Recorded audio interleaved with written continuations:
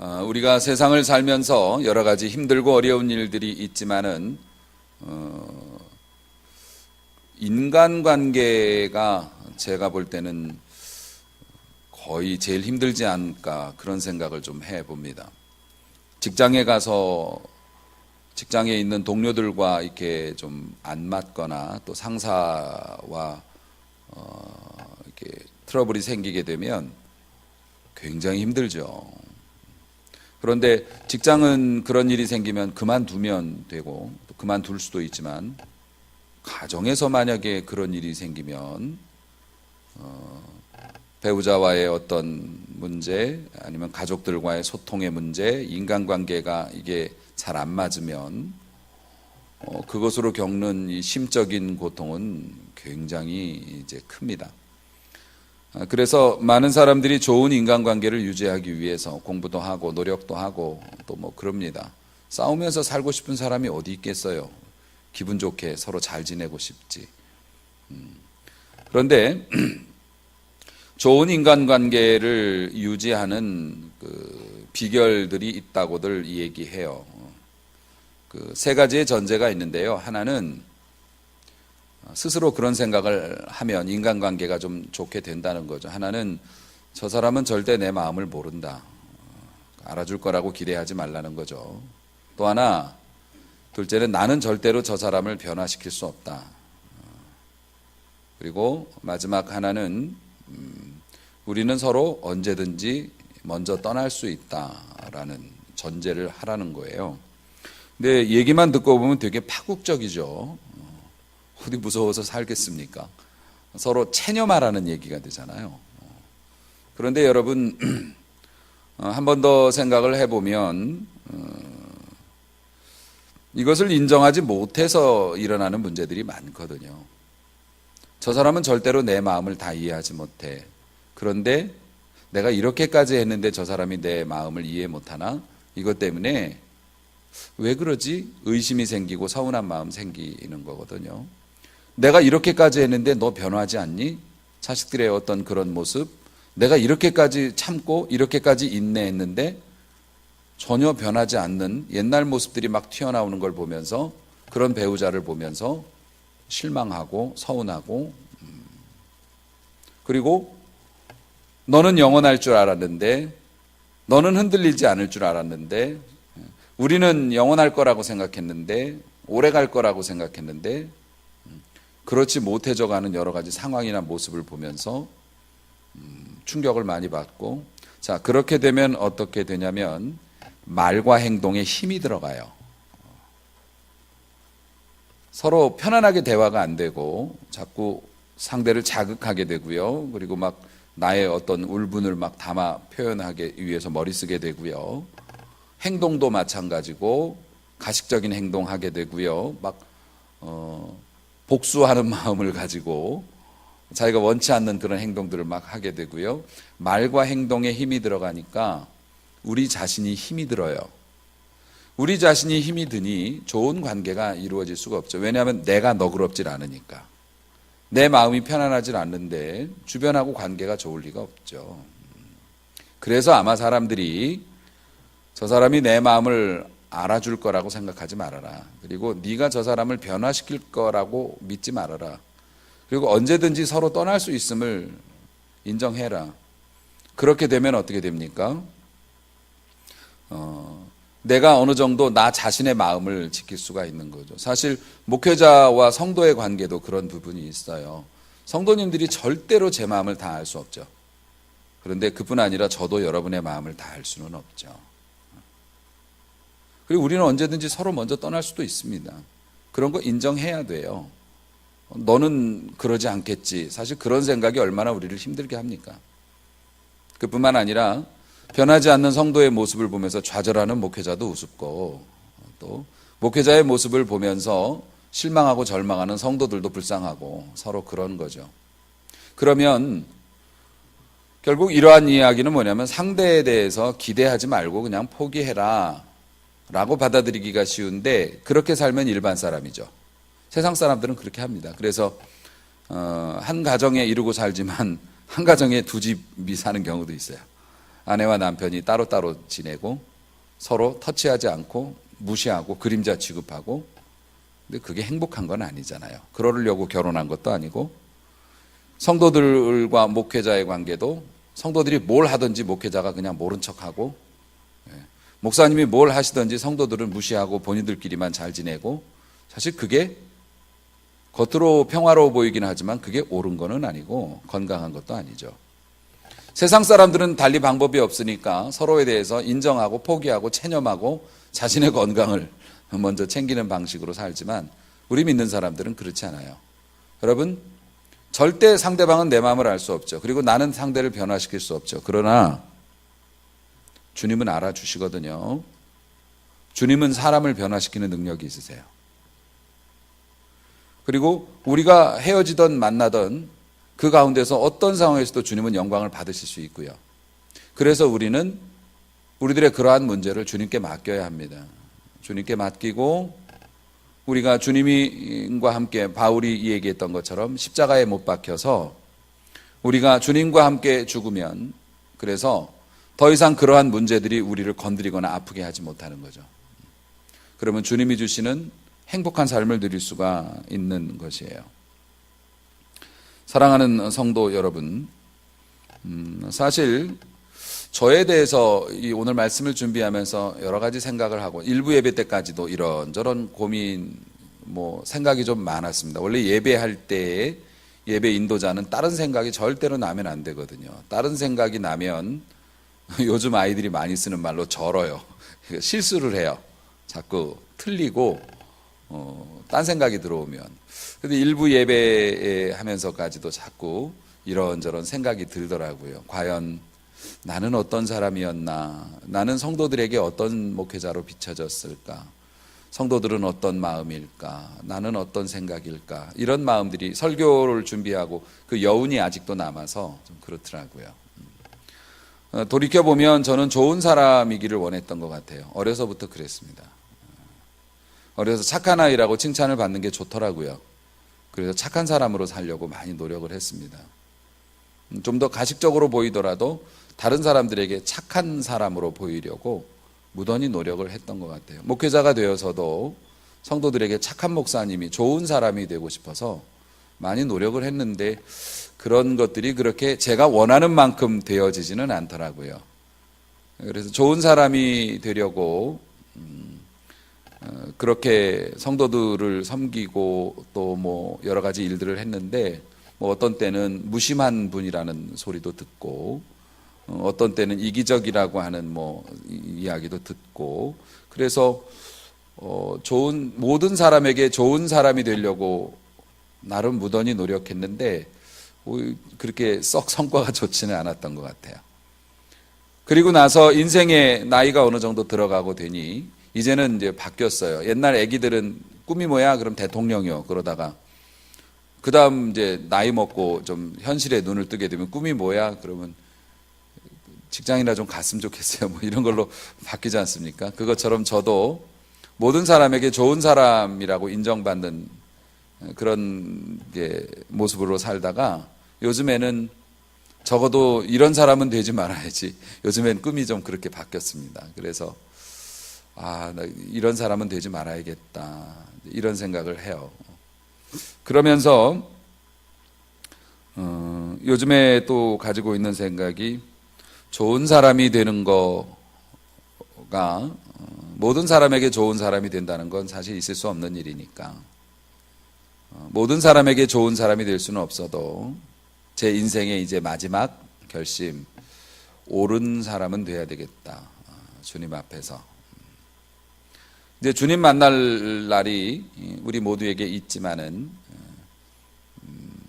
사람에게 어떤 소리를 듣던 또 어떤 대접을 받던 그보다 제일 중요한 건 주님께 인정받고 그렇게 살아가는 거니까, 그래서 좋은 사람이 되는 것도 좋지만은 옳은 사람이 돼야 되겠다. 주님께 칭찬받는 그런 사람.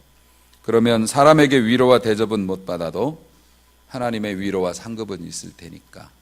요즘엔 좀 그렇게 생각이 변해가는 것 같아요. 하여튼 저도 갱년기가 지나가서 그러는지 요즘에는 별 그런 센치한 생각을 많이 합니다.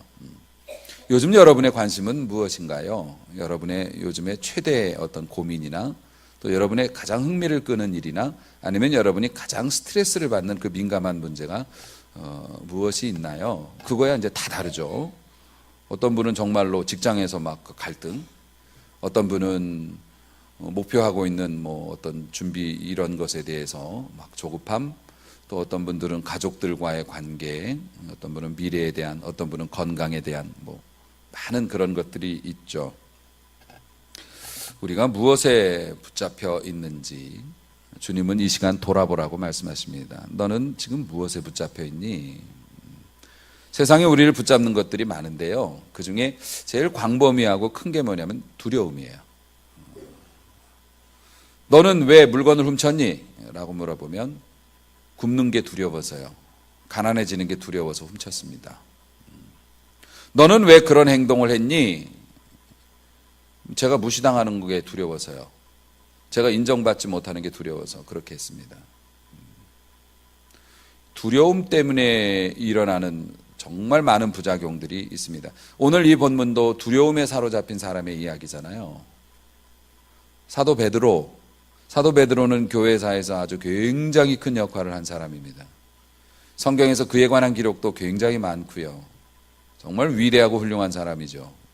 그런데 그 사람이 지금 오늘 본문의 내용만 놓고 보면 찌질하기가 이를 데가 없어요.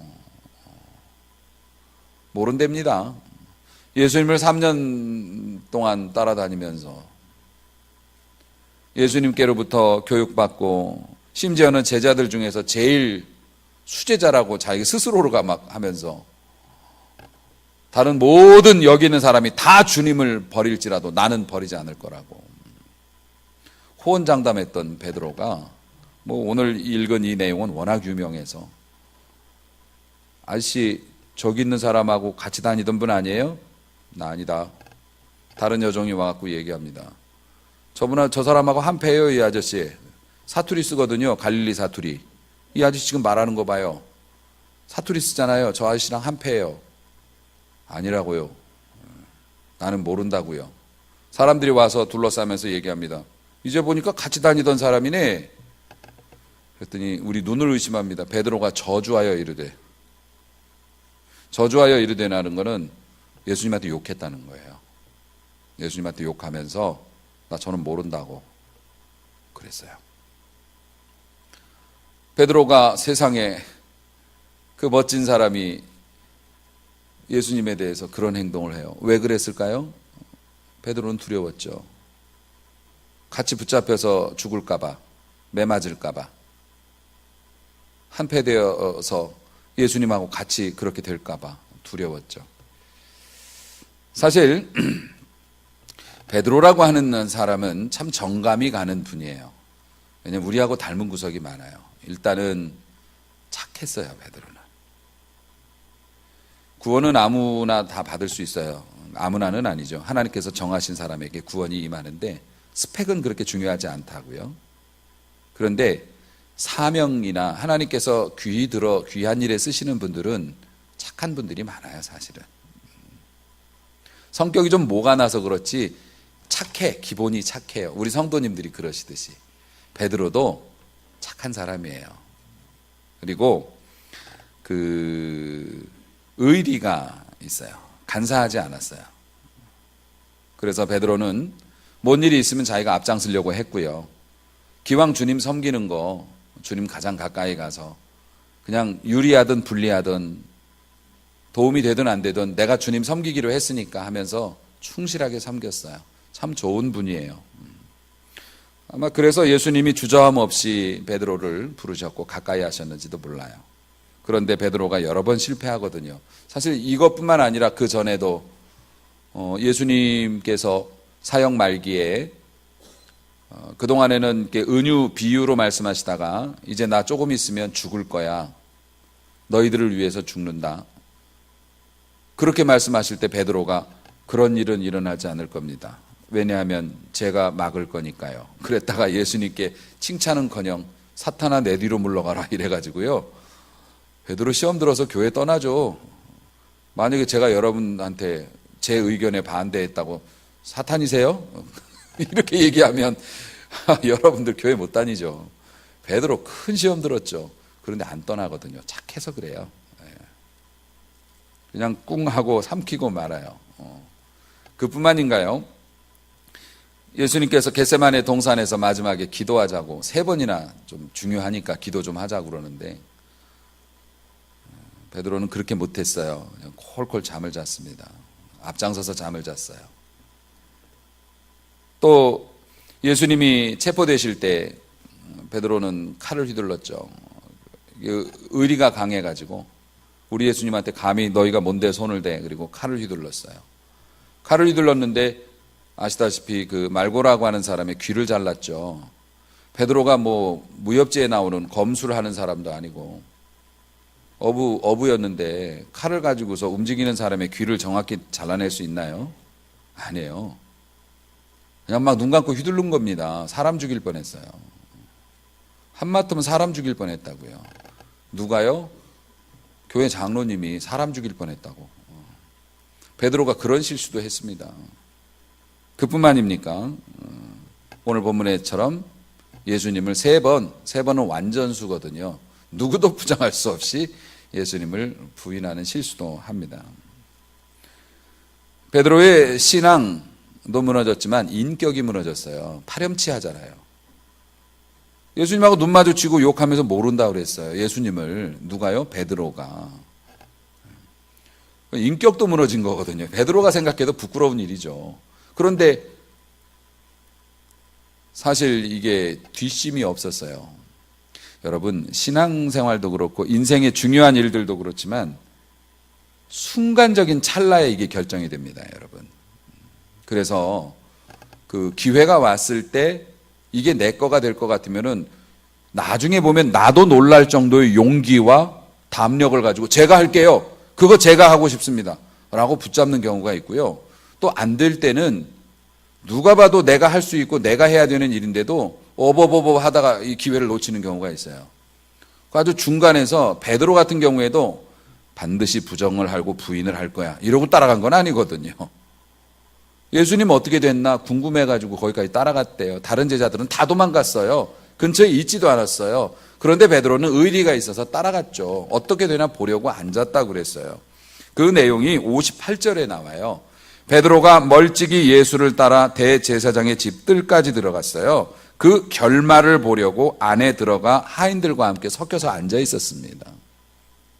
베드로는 최선을 다했어요. 그 상황에서. 그런데 훅 하고 들이대니까 어떡합니까? 그 순간에 힘을 발휘해야 되는데 나 한패 어떡할 거야 이렇게 나갔어야 되는데 원래 그게 정답. 베드로도 그럴 수 있다고 생각을 했는데 몰라요. 나 이래버렸다는 거죠. 왜 그럴까요? 두려움 때문에 하나님의 능력을 덧입지 못해서. 여러분이 은혜 생활을 평소에 경건 생활이나 은혜 생활을 하나님 앞에 온전히 해야 되는 이유가 있어요. 여러분이 적립 잘해서 마일리지 쌓아서 갯돈 타듯이 나중에 축복을 자식에게 축복을, 그건 너무 1차원적인 얘기고요. 물론 그런 것도 있지만은 하나님의 은혜와 능력을 공급받기 위해서예요. 여러분들이 평소에 신앙생활을 건강하게 하고 신앙생활을 예쁘게 하고 열정적으로 하면 여러분의 인생의 주요한 고비나 어떤 축복의 순간에 혹은 유혹의 순간에 바른 결정을 내리는 힘을 공급받아요. 할렐루야. 베드로는 착한 사람이에요. 좋은 교인이에요. 나름대로 열심히 했고 누구에게도 뒤지지 않을 만큼 헌신했어요. 그런데 마지막 순간에 악수를 두는 거예요. 나쁜 수를 둔 거죠. 왜요? 그 순간에 공급하시는 성령의 능력을 공급받지 못했어요. 그 이유가 뭐라고 생각하십니까? 58절 다시 읽어드릴게요. 베드로가 멀찍이 예수를 따라 이렇게 됐어요. 멀찍이 예수를 따랐다는 그게 뭡니까? 멀찍이하고 따르다라고 하는 것은 반대되는 개념인데 그게 실현이 돼요. 우리에게도 그런 거 많잖아요. 멀찍이 따라가요. 교회를 안 다니는 거 아니에요. 그런데 멀찍이 잡히지 않을 만큼 멀찍이 따라갔다는 거는 문제가 생기면 도망칠 수 있는 상황을 만든 거예요. 베드로가. 그렇죠. 그래서 인공위성 신앙이라고 하죠. 교회를 안 나오는 건 아니야. 교회를 다니기는 다니는데 일정 거리 이상 가까이 오질 않아요. 그게 멀찍이 따르는 거죠. 그 멀찍이 따름 때문에 그 속에 사단이 두려움이라고 하는 걸 끼워 넣은 거예요. 두려움이라고 하는 걸 끼워 넣으니 결정적인 순간에 스위치를 눌러서 하나님의 능력이 공급돼야 하는데 그 순간에 전원이 끊어진 거죠. 중간에 두려움이라는 게 딱 끼어들으니까 거기에서 올바른 결정을 못해요. 그래서 예수님을 이제 부정했습니다. 그리고 후회했죠. 왜냐하면 예수님께서 네가 나를 위해서 죽겠다고 했느냐? 너는 분명히 내가 얘기하는데 닭이 울기 전에 3번 네가 나를 모른다고 부정할 거라고. 베드로 펄펄 뛰었죠. 그런데 그 일이 자기 앞에서 일어난 걸 깨닫고 서럽게 울었다고 했어요. 근데 여러분, 서럽게 울은 게 회개가 아니었나 봐요. 후회였나 봐요. 회개를 했으면 능력을 공급받았을 텐데 후회를 했나 봐요. 그래서 베드로는 그 뒤로 계속 침체의 길을 걷습니다. 예수님 돌아가시고 나서 부활했다고, 무덤이 비었다고 여자들이 와서 얘기할 때 제일 먼저 뛰어서 쫓아간 게 베드로예요. 사실은 빈 무덤을 봤습니다. 봤으면요, 제자들한테 가서 우리 예수님 살아나신 것 같다고 막 떠들고 다녀야 되는데 말을 못해요. 여자들이 막 이리 뛰고 저리 뛰면서, 특히 마리아 같은 경우는 천사를 만났잖아요. 예수님이 살아나셨다고 막 제자들이 술렁술렁하고 막 그래 막 그러면서 좋아하는데 베드로는 같이 좋아할 수가 없어요. 왜냐하면 예수님께 한계 있기 때문에 영적인 침체에 빠져서, 심지어 예수님께서 부활하신 모습으로 제자들에게 나타나셨죠. 보여주셨죠. 그런데 베드로가 그걸 확인했음에도 불구하고 베드로 어떻게 했습니까? 사역의 최전선에 나서지 못하고요, 가만히 있다가 에이 나 집으로 갈래. 자기 갈릴리로 다시 돌아가서 물고기 잡았습니다. 자기 동료들 데리고. 예수님이 살아나셨다고요. 살아나신 걸 알면서도 침체가 되니까 어떡합니까? 같이 기뻐하지 못해요. 영적인 침체를 두려워해야 하는 가장 큰 이유가 뭐냐면 하나님의 축복과 역사가 나타났을 때 즐거워할 수가 없어요. 함께 기쁨으로 누릴 수가 없다고. 하나님이 복을 주셔도 그 복이 내 것이 아니에요. 오히려 그런 일이 일어나면, 교회에 좋은 일이 일어나고 그러면 막 같이 기뻐하고 나도 막 그냥 힘이 솟고 이래야 되는데, 교회의 역사가 일어나고 교회에 하나님의 기적이 막 일어나면 이상하게 나는 더 위축이 되고 소외가 돼. 다들 좋아하는데 계속 뒤로 물려져요. 그러니까 여러분, 이런 모습 안 되죠. 여러분, 합리적인 핑계를 대면서 자꾸 뒤로 물러서는데 그거 똑똑한 거 아닙니다. 바보 행동이에요. 주님이 말씀하십니다. 요한복음 12장 35절에 어둠에 붙잡히지 않게 하라.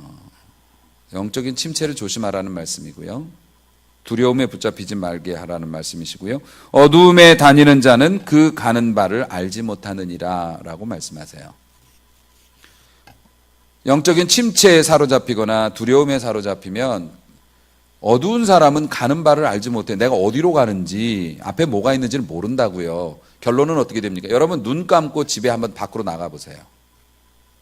결론이 어떻게 날 것 같습니까? 이마에 혹이 나거나 차에 치이거나 둘 중에 하나겠죠. 어디가, 눈 감고 나가보세요. 결국에는 남들보다 좀 더 갈 수는 있지만 어디 부딪히거나 아니면 발 헛디뎌서 자빠지거나 자동차에 치이거나 뭐 사고 나고 끝나지, 무사히 직장 출근하는 사람 없습니다. 눈 감고 나가서. 주님께서 그래서 어두움에 붙잡히지 않게 하라고, 어두움에 다니는 자는 그 가는 바를 알지 못한다고, 반드시 넘어질 거라고 주의를 주신 거고요. 베드로가 주님과 멀리 떨어져서 주님을 따르는 바람에 어두움에, 그 두려움에 사로잡혀서 대형 사고를 쳤다고요. 사랑하는 성도 여러분, 오늘날 신앙생활하면서 가장 두려워할 것이 바로 그겁니다. 붙잡히지는 않겠다는 마음. 우리 착해요. 우리 믿음이 있어요. 그래서 교회를 안 다니진 않아요. 심지어는 이렇게 합니다. 우리들의 모습이에요. 저도 그렇습니다만은 저도 부교육자 시절에 이렇게 어떤 교회에서 섬기다가 뭐 여러 가지 상황이나 또 목사님과의 관계나 뭐 근데 생각해 보니까 저는 교회를 거의 옮기지는 않았던 것 같아요. 그런데 그 초기에 몇 번 이렇게 그런 적이 있었는데 그래서 이런저런 목사님 때문에 일을 못 하겠다 아니면 성도들이 협조를 안 한다 뭐 이렇게 하면서 이제 다른 교회로 옮겨가지고 그 교회에서는 미안하니까 죄송하니까 더 열심히 막 일하려고 노력을 하는데 그게 쉽게 되지는 않죠. 나만 열심히 하려고 해서 되는 건 아니거든요. 하나님이 주신 때와 또 기회가 있는 거니까. 근데 여러분 붙잡히지 않겠다고 우리 교회 다닙니다. 열심히 신앙생활하고픈 마음도 있고 우리 착하잖아요. 구원도 받았고. 그런데 생활의 염려나 여러 가지 뭐 내 자존심의 문제나 나의 이익의 문제나 아니면은 뭐 여러 가지 문제를 이렇게 하면서 잡히진 않는 거죠. 그걸 또 자랑해. 신앙생활 하려면 너무 깊이 들어가면 못 써. 너무 이렇게 막 함부로 이것저것 한다 그러면 안 돼. 안전거리를 유지해야 돼. 그런데 그거는 똑똑한 게 아니에요. 결국 우리 삶의 축복과 화는 하나님께서 결정하시는 거고 하나님이 주시는 수많은 그런 것들 중에서 선구안이 있어서 결혼을 할 때나 직장을 선택할 때나 뭘 할 때나 이 공을 고르는 능력이 있어서 그거를 이렇게 해야 되는데 마치 요즘에 야구 많이 하잖아요. 야구 이게 일루에 나간 사람, 우리가 일루에 나간 사람이라고요. 하나님의 은혜로 구원받아 갖고 살아서 일루에 나갔단 말입니다. 우리의 목표는요, 천국까지 호민하는 것이죠. 점수를 내야죠. 근데 거기 있는 사람들이 물론 이제 야구하고는 반대되는 개념이지만 일루에 나간 사람이 일루에 가만히 서 있지는 않죠. 뭘 합니까? 자꾸 이렇게 나와 옆으로 나와서 어디까지요? 투수가 나에게 견제구를 던졌을 때 죽지 않을 거리만큼까지 이렇게 자꾸 이렇게 나옵니다. 이렇게 나와서 이렇게 움직이려고. 근데 이거는 살기 위한 몸부림이고, 그렇죠? 2루를 향한 열정이에요. 2루로 넘어가고 싶은 열정에서 그렇게 하는 거죠. 근데 우리의 삶에서 보면은 우리의 2루가 하나님이 원하시는 다음 단계가 아닌 세상인 경우가 있어요. 교회에 붙어 있어. 교회라고 하는 일루에 붙어 있으면서 그 2루가 하나님이 원하시는 사명과 복 이게 아니고 세상의 유리함과 편안함과 또 나의 어떤 갖추어진 환경과 뭐 이런 내가 원하는 그 세상을 향한 2루로 도로를 할까 말까 나와 있는 거예요. 그래서 그리스도인은 그리스도인인데 항상 도로를 준비하고 있는 그리스도인처럼. 근데 견제구를 던져보면 그런데 베드로 같은 경우에는 그 두려움 때문에 너무 멀리 나왔다 견제구에 걸려가지고 이제 아웃이 된 케이스죠. 그게 사실 우리의 신앙생활의 가장 큰 적인 것 같아요. 교회를 빠지는 게 적이 아니고요. 교회를 열심히 나와도 붙잡히지 않으려는 안전거리가 우리의 삶의 능력을 다 뺏어가 버리고 하나님 앞에서나 축복에도 마음껏 기뻐할 수도 없고 고난이 오면은 이래서 그런가 보다 하게 만들고 그런 것 같아요. 사랑하는 성도 여러분, 그러한 마음이 오늘 말씀을 듣는 여러분에게 성령의 능력으로 여러분의 마음속에서 그러한 마음이 소멸될 수 있기를 주의 이름으로 축복합니다. 이제는 거리 두지 말고 기회 주어지면 왈칵 붙잡는 그런 은혜로 여러분의 마음이 바뀌어지는 역사가 나타나기를 축복합니다. 베드로도 결국 회복이 되죠. 베드로는 스스로의 힘으로 회복한 게 아니고 결국 예수님이 신방까지 가셨습니다. 디베랴 바닷가에 가서 뭐 물고기 구워 주시면서 어떻게 나 사랑해 안 해? 막 예수님이 그러셨죠. 베드로가 주님 제가 주님 사랑하는 거 아시잖아요. 속상해서 베드로가 착하니까 어떻게 네가 지금 나 사랑하는 거 맞나? 예수님이 물어보시니까 베드로가 억울하고 속상하죠. 아시잖아요. 저 주님 사랑했던 거 아시잖아요. 제가 죽을까 봐 겁나서 그런 적은 있지만 제가 진짜로 예수님 욕한 건 아니잖아요. 3번을 물어보죠. 예수님 진짜 아시잖아요. 저 정말 주님 사랑하거든요. 근데 그때는 제가 어쩔 수가 없어서 겁나서 그런 거거든요. 사실 그런 것들을 다 함축해서 제가 주님 사랑합니다. 아시잖아요. 예수님께서 맞아. 내가 몰라서가 아니라 네가 나를 사랑했다는 거를 네가 좀 알았으면 좋겠어. 너 좋은 사람이야. 너 괜찮은 사람이야. 실수했어도 괜찮아. 예수님께서 오늘 이 말씀으로 우리의 마음을 두드리시는 이유도 우리를 비난하시고자 함이 아니라 너 좋은 사람이잖아. 너 나 사랑했었잖아. 그리고 지금도 사랑하는 거 알아. 그런데 이런저런 이유 때문에 좀 멀어진 거잖아. 그치? 그러시면서 내 양을 먹이라. 내가 너를 통해서 하고 싶은 게 있어. 그거 같이 하자. 오늘도 주님이 우리에게 말씀하시는 거예요. 여러분, 사실 베드로가 회복은 이제 됐는데 그 순간이 오기까지 얼마나 괴로웠겠어요. 베드로도 온 마음은 다 주님께 가 있고 다 그럴 거예요. 내가 여기 있으면 안 되는데 내가 뭔 짓을 한 거냐. 그러면서도 어떻게 자기는 할 수가 없으니까. 침체에 빠졌으니까. 우리는 그런 일이 있었으면 그런 일이 있으면 안 되니까. 오늘 주님께서 우리에게 오셔서 너는 나하고 지금 어떤 사이니? 어떤 사이니? 라고 물어보실 때 좋게 대답할 수 있는 사이로 변화될 수 있었으면 참 좋겠습니다. 목회자든 중직자든 초신자든 우리가 분명히 알아야 된다고요. 일단 주님의 부르심에 우리가 응답하고 좋은 마음을 가지면 사단 마귀가 아주 명사수입니다. 명사수. 우리의 길을 확 꺾어버리고 우리의 의지를 약화시킬 뭔가를 꼭 만들어요. 그래서 익숙하게 신앙생활을 오래 하신 분들은 뭔 일을 좀 하려고 하는데 시험이 여기저기서 툭툭 터져 나오면 정말 아무것도 아닌 일이 시험거리가 되는 경우가 있는데 터져 나오면 익숙하신 분들은 이게 조금 영적으로 값어치 있는 일인가 보다. 사단이 역사하는 거 보면 내가 좀 더 기도해야겠구나 이런 생각을 하게 되고, 초신자들은 뜨거워 그러면서 뒤로 이제 물러나게 되겠습니다만은, 특히 목회자들이나 중직자들은 하나님의 축복의 목전에서 항상 그들의 마음을 상하게 하거나 길을 꺾어버리는 일들을 아주 정조준해가지고 명중을 시키죠. 정확한 시기에. 그러한 상태에 머물러 있는 게 어쩔 수 없는 일이기도 하지만 이득될 거는 없으니까 빨리 벗어나야 할 것이에요. 자, 사랑하는 성도 여러분, 결국 오늘의 모든 문제와 또 오늘의 모든 해결책은 딱 하나로 귀결이 됩니다.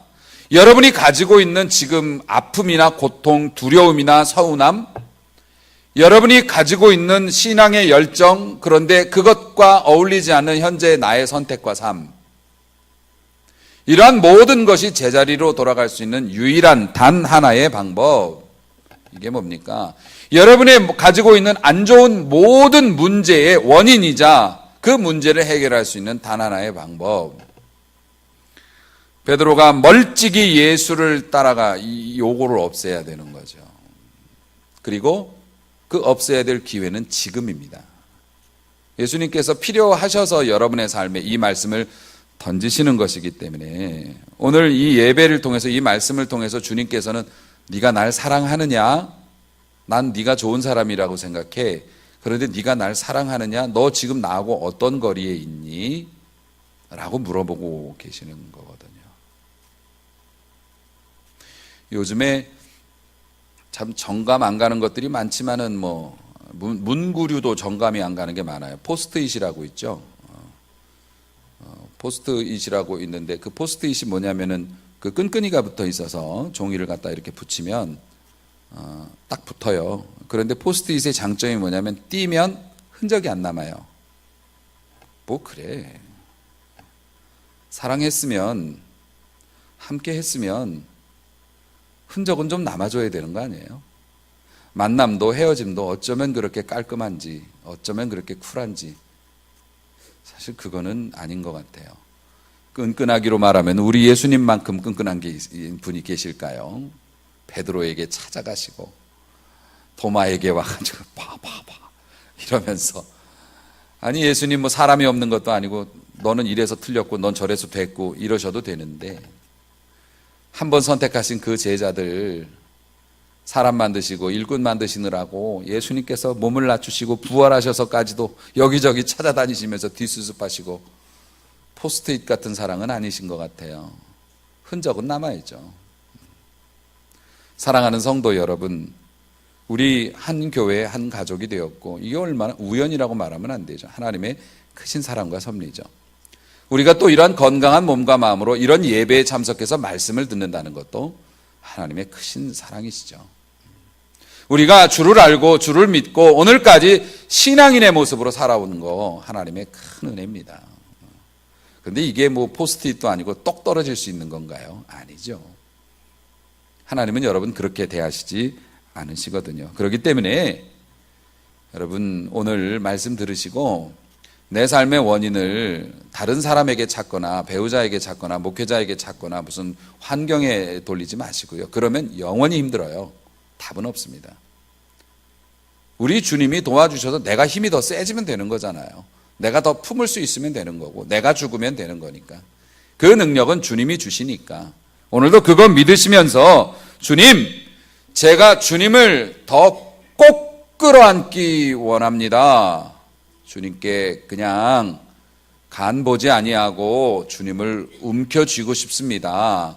여러분이 그렇게 고백하시면 우리 주님께서 내 양을 먹여라 사명 주시는 줄로 믿으시기를 바랍니다.